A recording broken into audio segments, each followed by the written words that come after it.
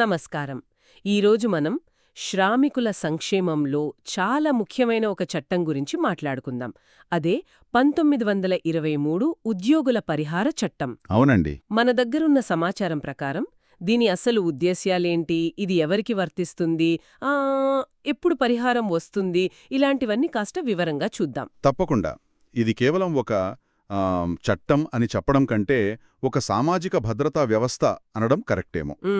అంటే ముఖ్యంగా కొంచెం ప్రమాదకరమైన పనుల్లో ఉంటారు కదా, వాళ్ళు గాయపడినా లేదా పని వల్ల కొన్ని జబ్బులొస్తాయి, అంటే వృత్తి వ్యాధులు, వాటి బారిన పడినా యజమాని నుంచి వాళ్లకు ఆర్థిక భద్రత ఉండాలి. అవును, అది దీని ముఖ్య ఉద్దేశ్యం. అంతేకాదు, ఒకవేళ ప్రమాదం వల్ల ఆ కుటుంబానికి పెద్ద దిక్కు పోతే ఆ కుటుంబానికి అండగా నిలవడం. ఇంకో ముఖ్య విషయమేంటంటే సివిల్ కోర్టుల చుట్టూ తిరగక్కర్లేకుండా, అవును, త్వరగా తక్కువ ఖర్చుతో న్యాయం అందేలా చూడటం కూడా దీని లక్ష్యం. సరే, మరి ఈ రక్షణ, ఈ భద్రత ఎవరెవరికి వర్తిస్తుంది? అసలు ఈ చట్టం దృష్టిలో ఉద్యోగి అంటే ఎవరు? మంచి ప్రశ్న. 2009లో ఒక సవరణ జరిగింది. ఆ తర్వాత ఉద్యోగి అనే పదం పరిధి పెరిగింది. ఇందులో కొందరు రైల్వే ఉద్యోగులు, అందరూ కాదు, కొందరు మినహాయింపులున్నాయి. అలాగే నౌక సిబ్బంది, విమాన సిబ్బంది, ఇంకా మోటార్ వాహనాల డ్రైవర్లు, సహాయకులు, వీళ్లంతా వస్తారు. ఓకే. అంతేకాదు, మన దేశంలో రిజిస్టర్ అయిన కంపెనీల ద్వారా విదేశాల్లో పనిచేయడానికి వెళ్లిన వాళ్ళు కూడా ఉద్యోగులే. ఇంకా షెడ్యూల్ 2 అని ఒకటుంది.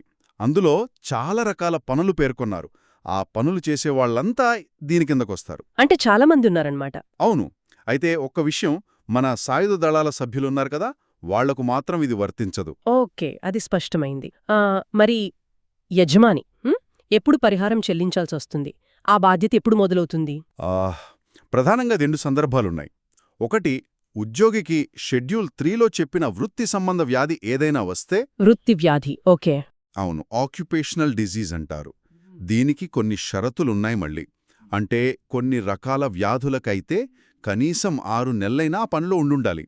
ఇక రెండోది, ఇది చాలా ముఖ్యం, ఉద్యోగం కారణంగా అరైజింగ్ అవుట్ ఆఫ్ ఎంప్లాయ్మెంట్ మరియు ఉద్యోగం చేస్తున్న సమయంలో in the course of employment జరిగిన ప్రమాదం వల్ల. ప్రమాదం?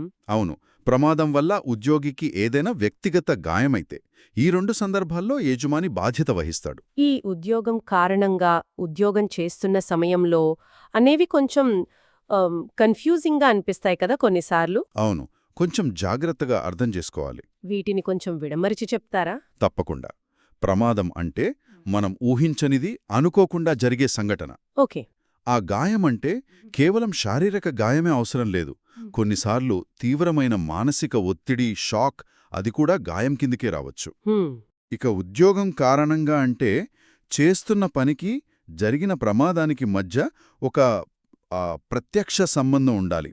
అంటే ఆ పని చెయ్యకపోతే ఆ ప్రమాదం జరిగేది కాదు అన్నట్టుగా. అర్థమైంది. ఇక ఉద్యోగం చేస్తున్న సమయంలో అంటే ఇది కేవలం ఆఫీస్ టైమింగ్స్ మాత్రమే కాదు, పనిచేసే చోటికి రావడం, పనయ్యాక ఇంటికి వెళ్లడం. ఓ, అదా? అవును. అలాగే పని మధ్యలో తీసుకునే టీ బ్రేక్, లంచ్ బ్రేక్, ఇవన్నీ కూడా ఉద్యోగం చేస్తున్న సమయంలో కిందికే వస్తాయి. దీన్నే నోషనల్ ఎక్స్టెన్షన్ ఆఫ్ ఎంప్లాయ్మెంట్ అంటారు.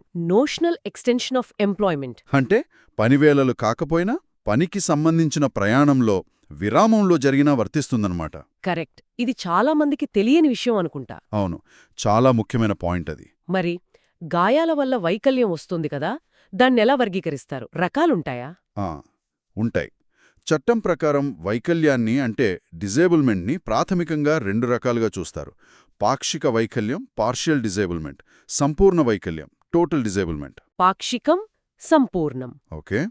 మళ్ళీ ఈ రెండింటిలోనూ తాత్కాలికం, శాశ్వతం అని ఉంటాయి. అంటే మొత్తం 4 రకాలు.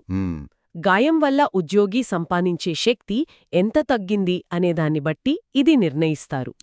ఉదాహరణకు 2 చేతులు పూర్తిగా పోయాయనుకోండి, అయ్యో, అది 100% శాశ్వత సంపూర్ణ వైకల్యం కిందకి వస్తుంది. అదే ఒక కన్ను పోయింది, రెండో కన్ను బాగానే ఉంది, అప్పుడు అది శాశ్వత పాక్షిక వైకల్యం. దీనికి ఇంత శాతం అని ఉంటుంది, బహుశా 40% అనుకుంటా. ఆ వివరాలు షెడ్యూల్ 1లో ఉంటాయి. అర్థమైంది. సరే, మరి ఈ పరిహారం మొత్తం ఎలా లెక్కిస్తారు? ఎప్పుడు చెల్లించాలి ఒకవేళ యజమాని ఆలస్యం చేస్తే? పరిహారం మొత్తం లెక్కించడానికి సెక్షన్ 4 షెడ్యూల్ 4 ఆధారం. ఉద్యోగి వయస్సు, నెల జీతం వీటి బట్టి ఉంటుంది. జీతం లెక్కింపులో గరిష్ట పరిమితి కూడా ఉంది. ఓకే. ముఖ్యమైన విషయం ఏంటంటే పరిహారం చెల్లించాల్సిన బాధ్యత ఎప్పుడు ఏర్పడుతుందో, అంటే ప్రమాదం జరిగిందో లేక వ్యాధి నిర్ధారణ అయిందో అప్పుడే వెంటనే చెల్లించాలి. వెంటనేనా? అవును, ఆలస్యం చేయకూడదు. ఒకవేళ యజమాని కావాలని లేదా నిర్లక్ష్యంగా ఆలస్యం చేస్తే సెక్షన్ 4A ప్రకారం ఆ బకాయి మీద వడ్డీ వేయొచ్చు.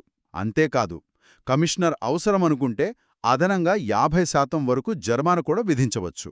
ఓ, అంటే వడ్డీతో పాటు పెనాల్టీ కూడా పడుతుంది. అవును. మరి ఒకవేళ దేవుడు చేయకూడదు కానీ ప్రమాదంలో ఉద్యోగి చనిపోతే అప్పుడు పరిహారం కుటుంబ సభ్యులకు ఎలా అందుతుంది? ఇది చాలా కీలకమైన ఏర్పాటండి ఈ చట్టంలో. ఉద్యోగి మరణిస్తే యజమాని ఆ పరిహారం డబ్బుని నేరుగా వాళ్ల కుటుంబ సభ్యులకి, అంటే ఆధారపడిన వారికి, డిపెండెంట్స్కి ఇవ్వకూడదు. ఇవ్వకూడదా? మరి ఎవరికివ్వాలి? ఆ డబ్బుని తప్పనిసరిగా పరిహార కమిషనర్ ఫర్ ఎంప్లాయీస్ కాంపెన్సేషన్ దగ్గర జమ చెయ్యాలి. కమిషనర్ దగ్గర? ఓకే. అవును.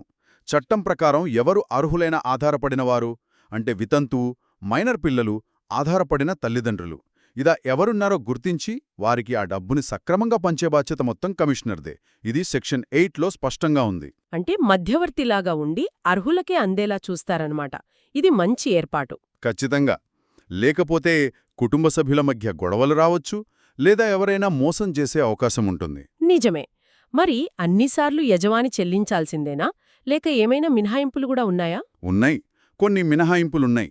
ఒకటి, గాయం వల్ల కలిగే వైకల్యం, అంటే పని చెయ్యలేని పరిస్థితి.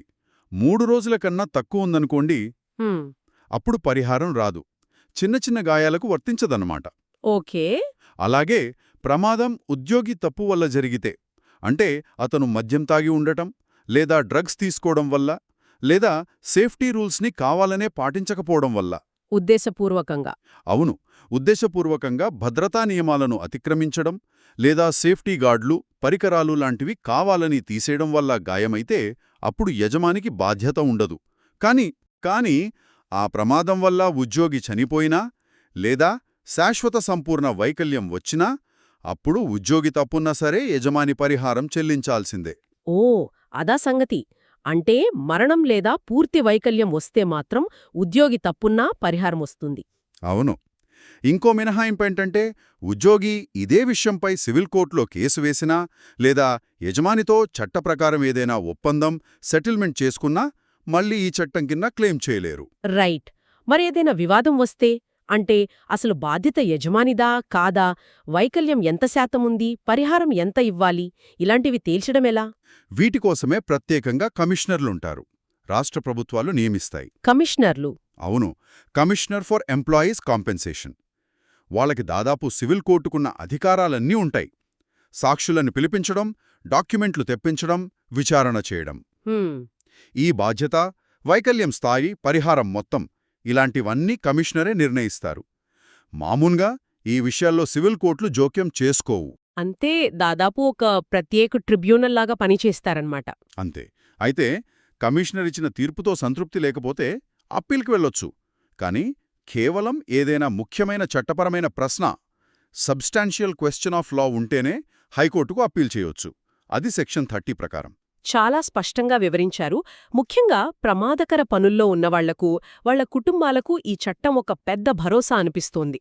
ఆ నోషనల్ ఎక్స్టెన్షన్ ఆఫ్ ఎంప్లాయ్మెంట్ లాంటివి ఉద్యోగి హక్కుల పరిధిని బాగా తెలియచేస్తున్నాయి. నిజమేనండి. ముగించే ముందు ఒక్క విషయం, ఇది చాలా ముఖ్యం. సెక్షన్ 17 అని ఒకటుంది. సెక్షన్ 17 ఏంటది? దాని ప్రకారం ఈ చట్టం కింద తనకు రావాల్సిన పరిహారాన్ని వదులుకుంటానని గాని లేదా తగ్గించుకుంటానని గాని ఉద్యోగి యజమానితో ఏ ఒప్పందం చేసుకున్నా ఆ ఒప్పందం చెల్లదు. అది పూర్తిగా శూన్యం, వాయిడ్. అంటే ఉద్యోగిని ఒప్పించి హక్కులు వదులుకునేలా చేయలేరన్నమాట. అస్సలు చేయలేరు. ఇది ఉద్యోగి హక్కులకు చాలా బలమైన రక్షణ కల్పిస్తోంది. చాలా కీలకమైన పాయింట్ ఇది. అవును. అయితే ఇప్పుడు కాలం మారుతోంది కదా. గిగ్ వర్కర్లు, రిమోట్ వర్క్, ప్లాట్ఫామ్ వర్కర్లు, ఇలా కొత్త రకాల పని విధానాలు వస్తున్నాయి. నిజమే. మరి భవిష్యత్తులో ప్రమాదం అంటే ఏమిటి? వృత్తివ్యాధి పరిధిలోకి ఏవి వస్తాయి? ఈ నిర్వచనాలు ఈ కొత్త పని పరిస్థితులకు తగ్గట్టు మారాలా? ఈ చట్టం ఈ కొత్త సవాళ్లను ఎలా ఎదుర్కోగలదు? ఇవి మనం ఆలోచించాల్సిన విషయాలు. అవును, ఇది చాలా ఆసక్తికరమైన ప్రశ్న. మారుతున్న పని ప్రపంచానికి చట్టాలు ఎలా అనుగుణంగా మారాలనేది ఎప్పుడూ ఉండే సవాలే. దీనిపై శ్రోతలు కూడా ఆలోచించవచ్చు. ధన్యవాదాలు. మీకు కూడా.